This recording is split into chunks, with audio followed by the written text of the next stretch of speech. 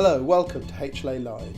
HLA Live is our regular broadcast on the HLA YouTube channel as well as all the other social media channels.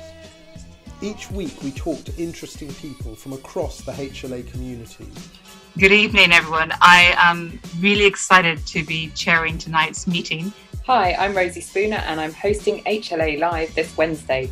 And I'm an HLA scholar and I'm also going to be your host this evening.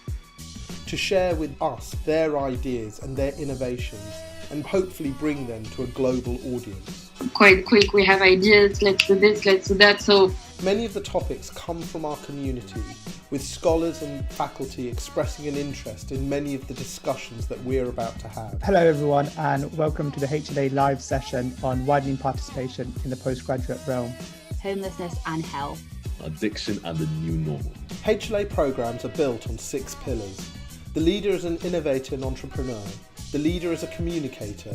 The leader is a manager. The leader as a negotiator. The leader as a follower, and the leader as a philosopher. If you are interested in becoming a HLA scholar, why not get in contact?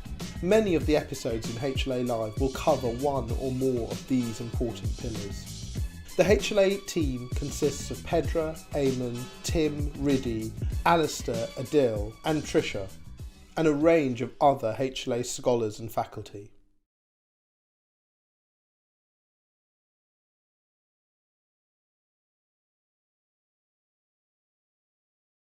Hi, my name's Dr. Anita Mitra and I'm an Obs and Gynae trainee in London, and it's a real honour to be invited to speak today. So the title of my talk is Doctor by Day, Scientist, Author, Influencer by Night. I'm just really here to talk to you a little bit about what's been a slightly unusual career for me and the slightly unusual things that I've done, in the hope that maybe some of you be inspired to use some of the amazing information, knowledge and expertise that you have to help other trainees, other doctors that you work with, but also our patients. So who am I? So Dr. Anita Mitra, BSc, MBCHB, PhD. Nothing really particularly fantastic there. I think a lot of you will have obviously been to medical school and many of you will have postgraduate degrees. I've had a little bit of what I call an off-piste career. So I always wanted to become a doctor. And then I didn't get into medical school the first time. So I went to Leicester University to do a Bachelor of Medical Biochemistry. And during this time, I started working in a research lab, and we were doing research about phytonutrients, so the kind of chemicals that are in plants and how they have anti-cancer mechanisms. And during this time in the lab, I actually worked with lots of surgeons who were doing their PhDs and MDs. And this was the first time that I realized that you could actually combine science with a medical career. I then went on to do a 5-year medical degree at Leicester Medical School. And during this time, I continued working in research, in the research lab, and then with a professor of kidney transplant surgery. And I thought I wanted to be a kidney transplant surgeon. Then I did my Obs and Gynae placement quite at the end of my medical school, actually. And I had an incredible consultant who basically took me to do everything that she did and just showed me what a fascinating career and fascinating specialty it actually is. So then that's when I decided that I wanted to do Obs and Gynae. So I did my foundation training, and then I didn't get into Obs and Gynae the first time that I tried. But, you know, this isn't a tale of woe is me, because, you know, eventually I ended up getting onto the specialist training program, which is what I'm still doing now. And I also got a PhD on the vagina, if you read the Times, from Imperial College London. Now, during this time that I was doing my PhD, I was recruiting patients in the colposcopy clinic. So patients who are coming to clinic with an abnormal smear test result. As many of you may know, these are often very young women who maybe haven't had any symptoms, have never ever been to a hospital to see a specialist before. And I was really amazed by all the really sort of fascinating conversations that I was having with them, questions that patients were asking, and often things that maybe weren't really what we thought our patients wanted to know. And so I was doing my colposcopy training at the time, and we have a mentor, so somebody who firstly directly observes us, and then afterwards they sit outside the clinic, and then we do the clinic and call them in if we need help. And so I'd have my debrief session with my consultant every week, and I'd say to him, oh, this patient asked me about this. And he said, what? A patient actually asked you that? And so I started to realize that as sort of a young female and someone who, I'm quite chatty with my patients, I really started to realize that there were so many unanswered questions, but also there was so much information out there that just wasn't really appealing to patients. And certainly if you think about the leaflets that we give people about contraception, so I think you may have seen them, for example, in GP clinics. They're the very sort of like plain folded up A4 sheets of paper, which are quite brightly colored, but actually most of them were written before my patients were born. So I thought, hey, need to do something about this. And so I also realized that patients were exposed to a lot of misinformation. So this is an article that was on Facebook about vaccines being laced with artificial coloring chemicals made with aluminium. Another one here, an Instagram account talking about how much money Merck were making from the vaccine. I think I'm beginning to understand what the campaign against anti-vaxxers is all about. And this one, which is really quite entertaining, I think. So how much do you get paid for each HPV vaccine? Chad Hayes, who's a really fun pediatrician in the States, if you don't follow him on Twitter, very interesting guy, says less than the florists get paid for the flowers at the funeral for someone who dies from HPV-related cancer. I also noticed that the wellness industry was really starting to get very big on social media. And I'd started using Instagram, and there was lots of sort of fitness and wellness bloggers that I was following. And I started to notice lots of companies starting to advertise through them. And so this is somebody, I won't name her, but she wrote a blog post in conjunction with Natural Cycles, which is a natural contraceptive app. The article was entitled Contraception with No Side Effects. So sounds very, very enticing to a young woman, particularly because we know that there are lots of awful side effects that you can get from lots of contraceptives that we use. Now, it wasn't quite true that this contraception was without side effects for her, because this was the side effect. And she actually fell pregnant whilst using this app, which at the time, maybe wasn't a bad thing for her, but bearing in mind that a lot of the people who follow these accounts are very young, impressionable women, I really thought that it was quite important to really get some evidence-based, credible information out there for women. So I started my Instagram account called The Gynae Geek. Obviously, this was not without severe reservation on my side and a lot of encouragement from my friends. I think that imposter syndrome is something that's really, really huge in medicine, because let's be honest, when it comes to medicine, there's always somebody who knows more than you about something. But from starting the account, I realized that as someone who was quite young and had an insight into what our patients wanted to know, I did manage to find a way of talking to an audience on social media. And I don't like to sort of look at numbers, but I really didn't think that many people would be interested. I thought my mum and some of my friends would follow me, but now 116,000 people follow my Instagram account, which in itself is overwhelming. But bearing in mind that in a clinic, in a really busy clinic, if I really bust my gut, then I could see maybe 10, 12 women, but from posting on social media, I can now talk to 116,000 people, which is overwhelming. But I think a great way of getting information out there, because people want really quick information. They want it now.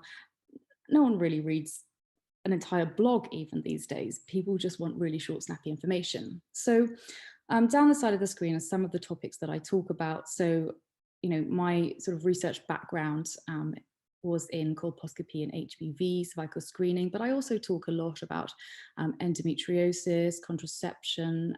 Cervical ectropion is something that I found myself drawing so many diagrams of in the clinic. And apparently if you Google cervical ectropion, my picture comes up on Google search on the images. So if you're ever in need, then give it a Google. And I also talk about some slightly sort of abstract topics that we maybe don't cover all the time in clinic. So things like vaginal seeding. So you may have heard of people using a swab on their baby's face after having cesarean section. So that's what that is. Labiaplasty, also involved in awareness campaigns, for example, about period poverty. Lots of people ask about hormonal detoxes. I cover that kind of thing. And I also like to do a little bit of female empowerment. So yeah, that's what I do on my account. And so as well as Instagram posts, I do like to make videos as well, because, actually writing something so juicy or something where you want to have something that's relevant for everyone is really difficult to do in an Instagram caption. You've got 2,200 characters, including spaces. So it can be quite challenging, but again, that is a skill that we do get, specifically in the research world, because, we've all been trying to cram in that 300-word abstract, haven't we? I also don't know if I consider myself an artist, but I do like to produce a little bit of art, if you would be so kind as to call it that. So these are just some examples of what I did. For example, the difference between adenomyosis and endometriosis, something I find myself explaining a lot. And, again, the whole topic of imposter syndrome, I feel like I talk about this all the time, but to start with, I was a bit embarrassed to get my pictures out and show them to my patients in clinic.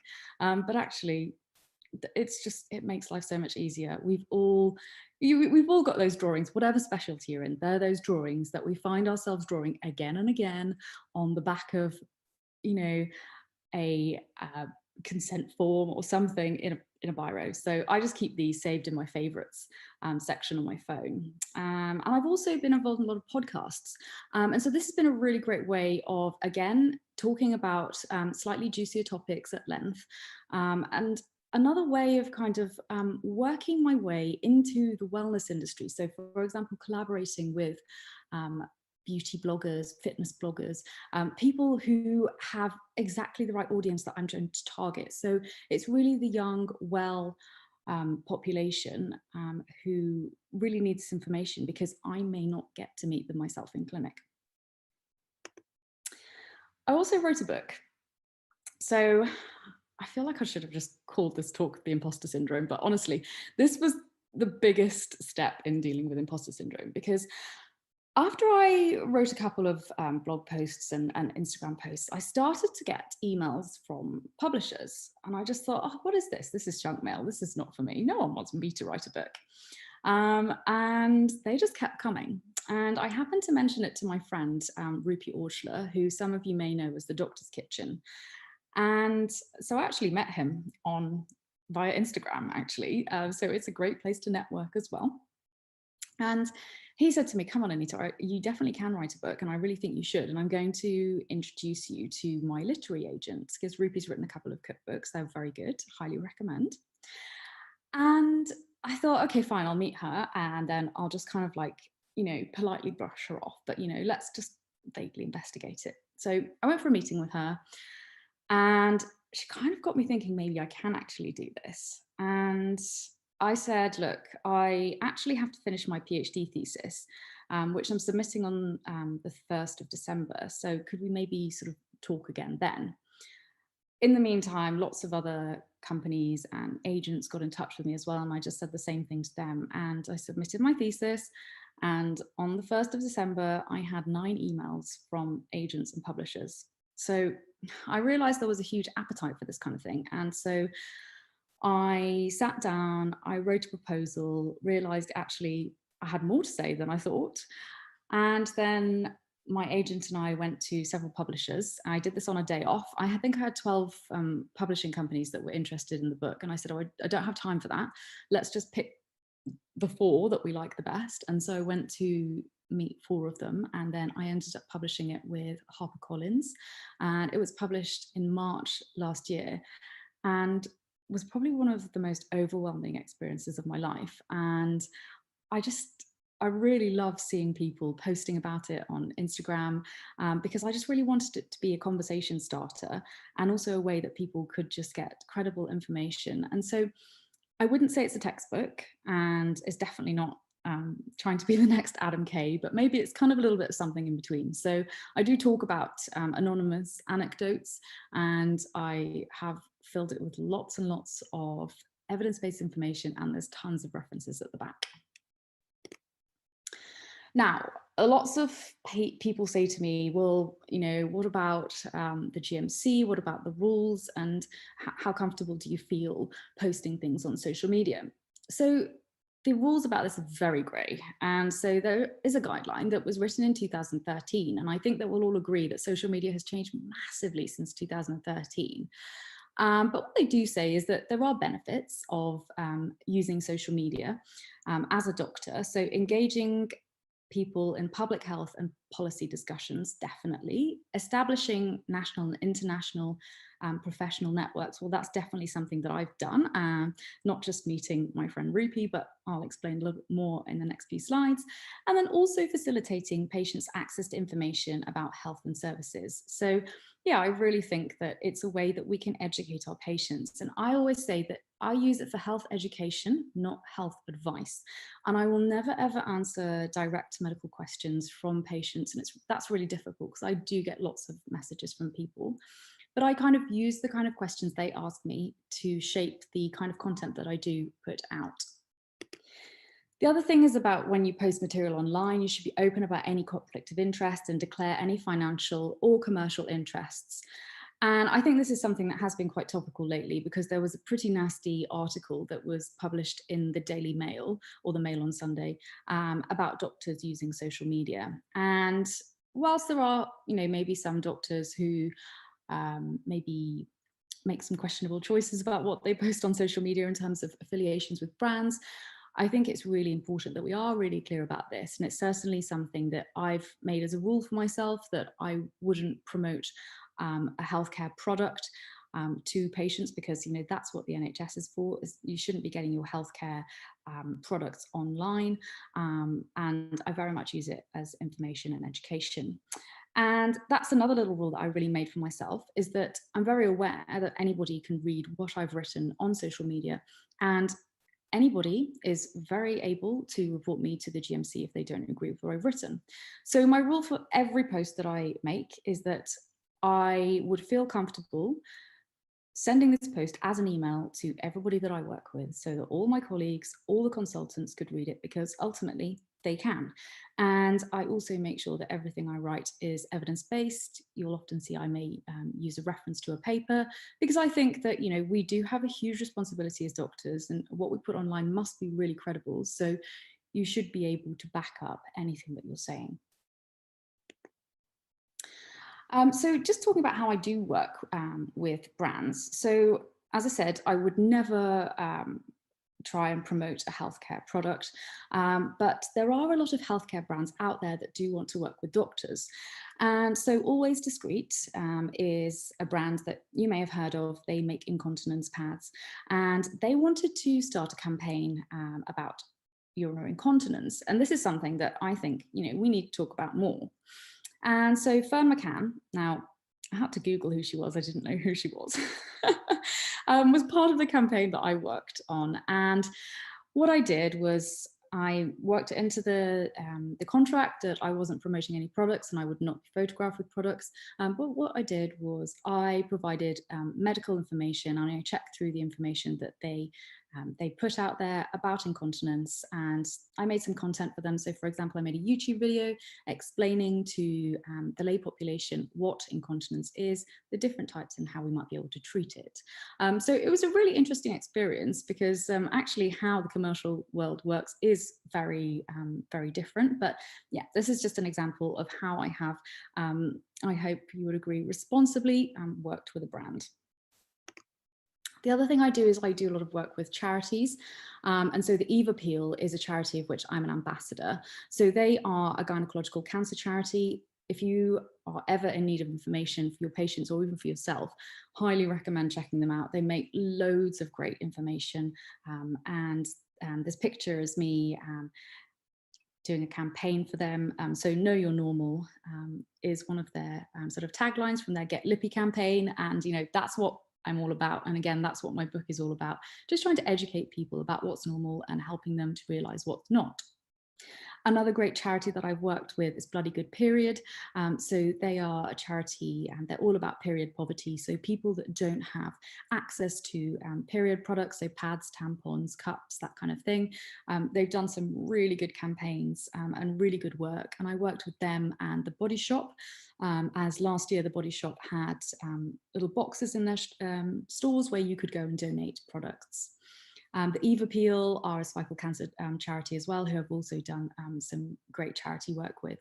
Just kind of all about raising awareness and helping them to spread their message across social media. So it's been really fun, and I do actually think it can be really helpful.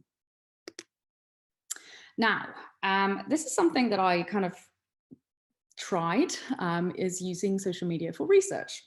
So I don't know how many of you use Instagram, but you can publish an Instagram story where people can answer a question, and there's 24 hours to do so. So I said, have you noticed a change in your menstrual cycle or hormonal symptoms during lockdown? Because I was starting to get lots of questions about this. So within a 24-hour period, 5,677 people responded, which I was completely overwhelmed by.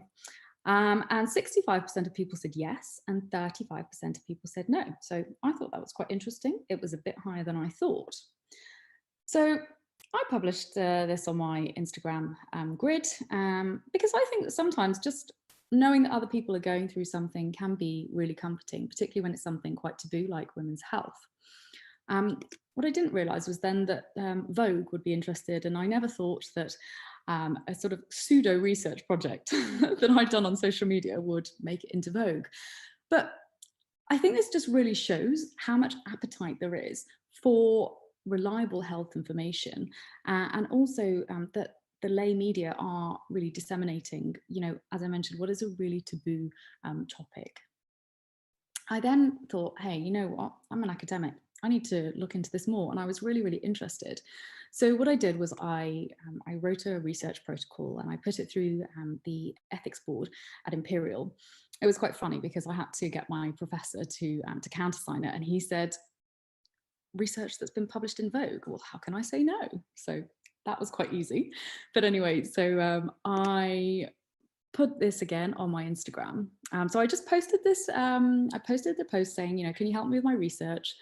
And I put it up about 6 p.m. one evening, and then I went onto a research call on Zoom for an hour and didn't really think about it. And then I thought, let me see how many people have filled in the questionnaire. So I just did it via Qualtrics, and I couldn't believe it that 2,500 people had filled in what's basically like a 10 or 12-minute questionnaire within an hour. And I was pacing up and down my flat. My husband was like, what's wrong with you? I thought that you'd be happy that people responded. And I said, you don't understand. There's so much responsibility now to give people answers, if you like. So I left it up for 100 days and I got 15,500 responses. So that's pretty phenomenal. It's been great though, because I never thought that social media was going to help me further my research career, because I've now established an international research collaboration, because there is no way that little old me can analyze 15,500 responses. I thought maybe I would get 1,000, and I thought that maybe I was being a bit ridiculous thinking that, but anyway, watch this space, results coming soon. Obviously, there is a lot of interest from the media, and I have been on TV a few times. This is me on ITV this morning talking to Holly and Phil. They're so nice. It's very interesting going into a TV studio. It's basically like a massive cabin, all done up. Definitely a highlight was being on Women's Hour. That was pretty amazing. And the best part of it was that I got to meet Mary Berry. She is the nicest person you will ever meet. She was just so lovely, and she had made a tiramisu or a trifle or something on the day, and she had taken it into the studio. She was on before me, I was following her, and I went in and she said, "Ooh, make sure the young doctor gets a slice as well." Yeah, she was lovely. But ultimately, it's fun, it's a bit scary, it's a very fascinating look into a very, very different world compared to being in the hospital, on the wards, in clinic. Yeah, I don't know, it's probably not my favourite part of it, but it is interesting. But a lot of people would say, it sounds like a lot of work. is it really worth it? And it is a lot of work, but this is really, I think, the reason to do it.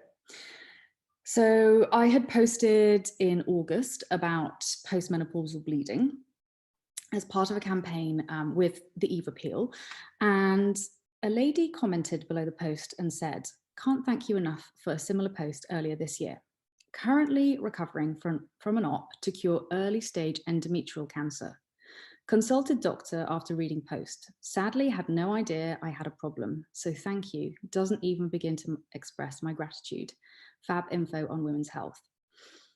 Now, I can't really count the number of times I've said overwhelming today, but this was really quite overwhelming. And, you know, if I was the Daily Mail, I would say that social media detects and cures cancer. Now, obviously that's not true, but I just think this really shows the power that social media and good patient information can really have. So, as you can see, I do quite a lot, and I think it's really important to mention that first and foremost, I am Dr. Anita Mitra and not the Gynae Geek. But as part of my day-to-day job, obviously, the main thing I do is being a doctor, and I'm very much just a normal trainee, just like everyone else. There's lots of other things that I do in that capacity, and I do still do a lot of research, although I don't have a dedicated research position at the moment. I also supervise students and do editorial work. And I'm really keen to make sure that I do go that extra mile at work, because I think when people know that you have a side gig, I think if you're slacking, they're going to really, really notice. And I feel like it's really important that I don't take advantage of any of my colleagues and slack at work. But I do, you know, so much stuff on the side. And it's really amazing that actually just starting an Instagram account has given me access to so many incredible opportunities and things that I didn't know were out there. So yeah, it's been really, really fascinating. And although social media is a bit of a thorn in my side, it really has opened a lot of doors. So my final thoughts, that I think it is really important to be aware of what our patients are reading. And when you do look at social media, occasionally the Daily Mail, and, you know, just the internet in general, I think that you do see some of the sort of inaccurate things that are written, and also really interesting to just understand what they really think. Now, I'm not an influencer, but we are all influencers because we have so much knowledge and insight to share. And of course, we all do that every day in our clinical practice, but there are actually some quite interesting opportunities for doing this outside of work as well. Lots of people say, how do you find time for this? Well, you know, you can always find time for the things that you're passionate about. And it might not be everyone else's passion, but I think that if it's something that you are interested in doing, I would just give it a go. And my final thing is that we all have imposter syndrome. And if I had let imposter syndrome get in the way, then, you know, I wouldn't have had the incredible opportunities that I've had so far. And I wouldn't have had the opportunity to speak to you today. So yeah, let me know what you think. Happy to take any questions. And thank you again to the organisers for inviting me to speak. Thank you to everyone that made tonight's episode possible. Whenever our scholars are thinking about complex problems facing our health systems, we encourage them to think about how they make significant change in the world of healthcare. We are incredibly lucky to have some incredible scholars in the HLA. They use the HLA as a platform to take their ideas and bring them to fruition. If you are interested in the work of the HLA, why not join us at one of our future HLA events? Why not join one of our programs? Why not even become a HLA scholar? Thank you for joining us. My name is Johan Marlwana, the Director of the HLA, and it's a good night from all of us.